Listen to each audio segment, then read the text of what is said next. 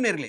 US Iran மேல போர் தொடுத்திருக்கிறது எல்லாருக்கும் தெரிஞ்ச விஷயம். ஆனா அதுக்கு உண்மையான காரணம் என்ன அப்படின்றது தான் அமெரிக்க மக்கள் கேட்கக்கூடிய ஒரு விஷயமா இருக்கு. எங்களுக்கு தெரியல. ட்ரம்ப்புக்காவது இது தெரியுமா அப்படின்னு கேட்டா மேபி அவருக்கு மட்டுமே தெரிஞ்சிருக்க வாய்ப்பு இருக்கு அப்படிங்கிறது தான் அமெரிக்க மக்களுடைய மனநிலையா இப்ப இருக்கிறத வரக்கூடிய ஆர்டிகல்ஸ்ல இருந்து நம்ம புரிஞ்சுக்கிற மாதிரியான ஒரு விஷயம் இருக்கு. கொஞ்சம் யோசிச்சு பாருங்களேன்.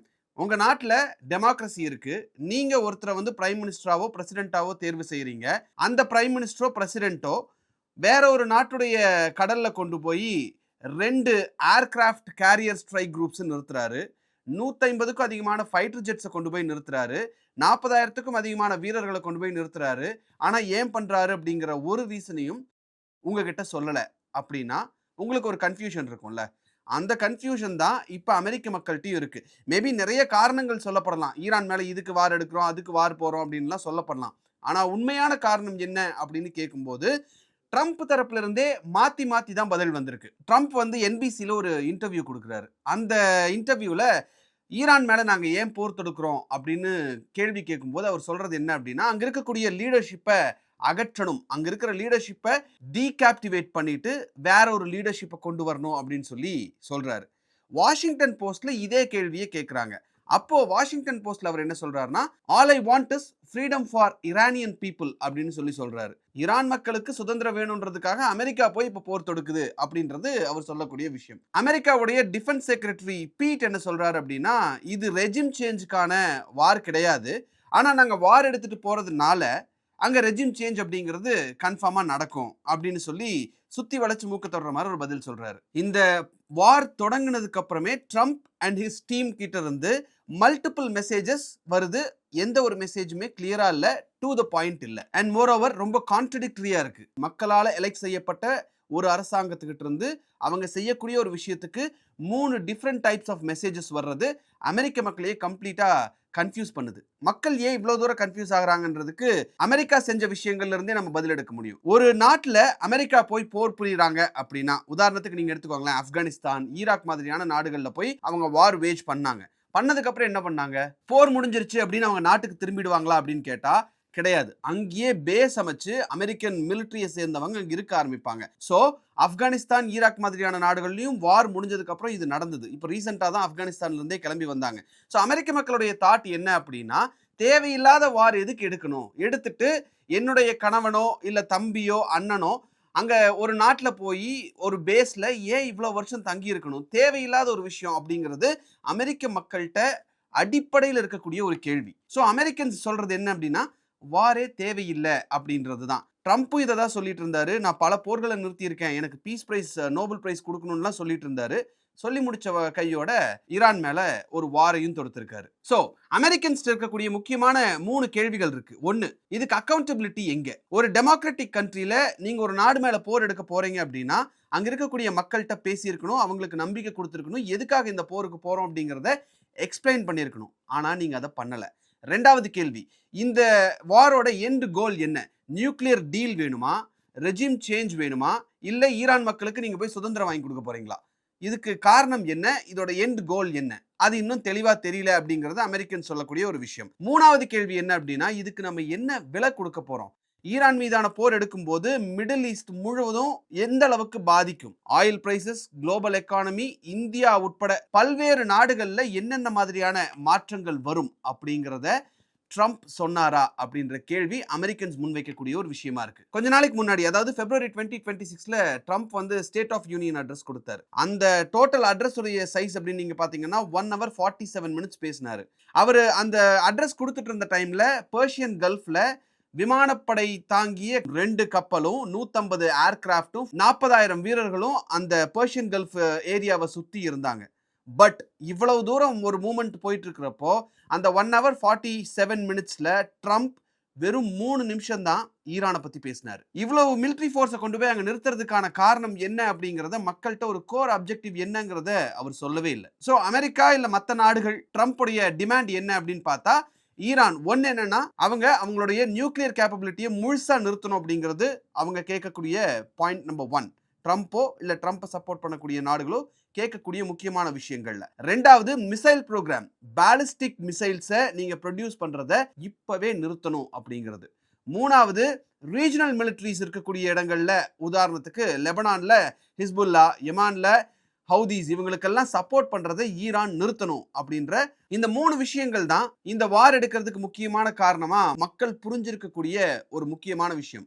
பட் இந்த காரணத்துக்காகத்தான் நாங்க வார் எடுத்திருக்கோம் அப்படிங்கிறத ட்ரம்ப் எந்த இடத்துலையும் மக்கள்கிட்ட சொல்லல அப்படிங்கிறது ஒரு முக்கியமான விஷயமா அமெரிக்கன்ஸ் பார்க்குறாங்க. ஏன்னா அவர் கொடுத்த நேஷனல் அட்ரஸ்ல கூட அவர் இது எதையுமே அட்ரஸ் பண்ணல அப்படிங்கிறது தான் அவங்க சொல்லக்கூடிய விஷயமா இருக்கு. ஸோ பொலிட்டிக்கல் அனலிஸ்ட் எல்லாம் இதை எப்படி டிஸ்கிரைப் பண்றாங்க அப்படின்னா, ஒரு அரசர் தன்னிச்சையா ஒரு முடிவு எடுக்கிறாரு. அமெரிக்காவை பொறுத்த வரைக்கும் அந்த அரசர் இப்ப பிரசிடென்ட் அப்படிங்கிற பதவியில் இருக்காரு அப்படிங்கிற ஒரு விஷயத்தை தான் பொலிட்டிக்கல் அனலிஸ்ட் எல்லாம் இப்ப பார்த்துட்டு இருக்கிற விஷயங்களை வச்சு சொல்றாங்க. ஸோ இதெல்லாம் ஒரு பக்கம் நடந்துட்டு இருக்கு. இதுல ரொம்ப தெளிவா தெரியறது, அமெரிக்க மக்கள்கிட்டயே அவங்க எதுவும் தெளிவா சொல்லல, அமெரிக்கன்ஸே வந்து இப்ப கன்ஃபியூஸ்ட் ஸ்டேட்ல இருக்காங்க அப்படின்ற ஒரு சிச்சுவேஷன்ல திடீர்னு ஒரு நாள் காலையில ட்ரம்ப் என்ன பண்றாரு, ஒரு AI company, artificial intelligence company மேல தடை போடுறாரு. அதே நாள்ல கொஞ்ச நேரத்துக்கு அப்புறம் நீங்க எடுத்து பார்த்தீங்க அப்படின்னா, அமெரிக்க படைகள் ஈரான் மேல ஒரு தாக்குதல் நடத்துறாங்க. இந்த தாக்குதல்ல பயன்படுத்தப்பட்ட ஏஐ கொஞ்ச நேரத்துக்கு முன்னாடி ட்ரம்ப் வந்து பேன் பண்ணியிருந்தார்ல, அந்த கம்பெனியோட ப்ராடக்ட். ஸோ இது ஒரு கம்ப்ளீட் கான்ட்ரடிக்ஷன்.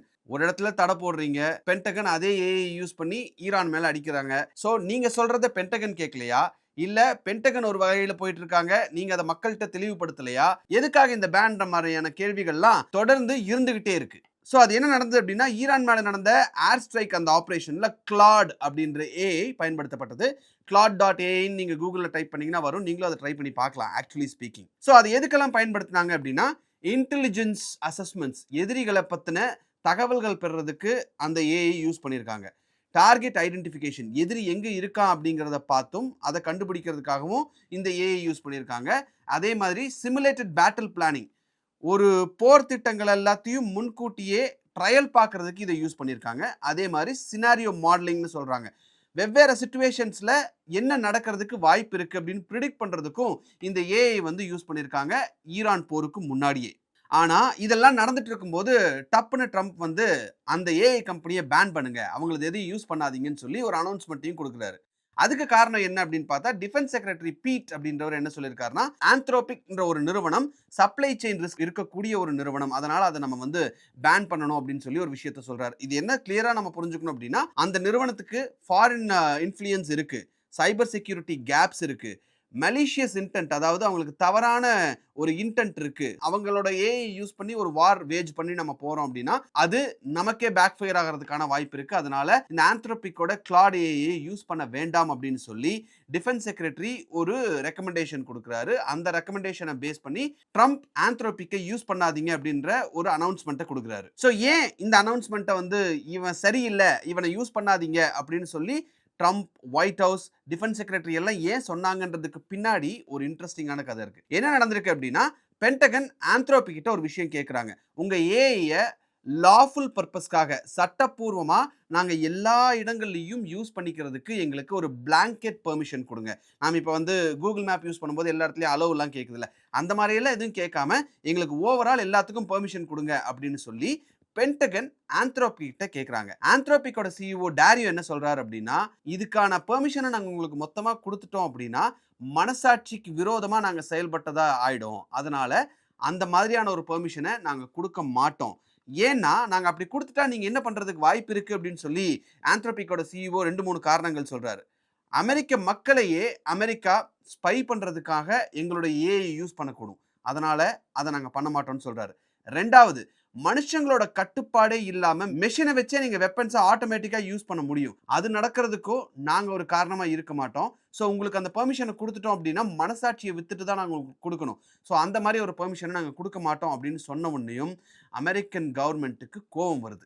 ஸோ இதுக்கு வந்து பென்டகன் உடனே ரெஸ்பாண்ட் பண்றாங்க, மிலிட்டரி எப்படி ஒர்க் பண்ணணும் அப்படிங்கிறத ஒரு தனிப்பட்ட நிறுவனம் நீங்க எங்களுக்கு கிளாஸ் இருக்காதீங்க, ஸோ நீ கொடுக்க மாட்டேன்னு சொல்லிட்டு தட்ஸ் ஃபைன் அப்படின்னு 2 பேர்த்துக்கு நடுவில் இருந்த பேச்சுவார்த்தை அப்படிங்கிறது கம்ப்ளீட்டாக ஃபெயில் ஆகுது. ஆந்த்ரோபிக் இதை ஒத்துக்க மாட்டேன் அப்படின்னு சொன்னோடனே ட்ரம்ப்போட லாங்குவேஜே கம்ப்ளீட்டாக மாறுது. ஆந்த்ரோபிக்கை வந்து ஒரு ராடிக்கல் லெஃப்ட் கம்பெனி, அதாவது கேபிட்டலிசத்தை அழிக்கக்கூடிய சித்தாந்தம் கொண்ட ஒரு கம்பெனி அப்படின்னு சொல்லி கம்ப்ளீட்டா ஆந்த்ரோபிக் மேல அவர் ஒரு ஹார்ஷான லாங்குவேஜை அவர் யூஸ் பண்றாரு. On the other side Anthropic வந்து அதோட இடம் அங்கே காலி ஆகுது அப்படின்னு மற்ற ஏஐ நிறுவனங்கள், ஓப்பன் ஏஐ ஆகட்டும், எலான் மஸ்குடைய எக்ஸ் ஏஐ ஆகட்டும், கிராக், அவங்களும் வந்து டக்குன்னு உள்ள பூந்து நாங்க உங்களுக்கு என்ன வேணுமோ எல்லாம் செஞ்சு குடுக்குறோம் அப்படின்னு சொல்லி அந்த அதர் சைடு அவங்க பிசினஸ் பார்க்க ஆரம்பிச்சிருக்காங்கன்ற தகவலும் நமக்கு வந்துட்டு இருக்கு. ஸோ இப்போ நம்ம இருக்கக்கூடிய ஸ்டேட் எப்படி இருக்கு அப்படின்னு நீங்க பார்த்தீங்கன்னா, confused state of full AI வார்ஃபேர்ல இருக்கும். எதுக்கு போர்?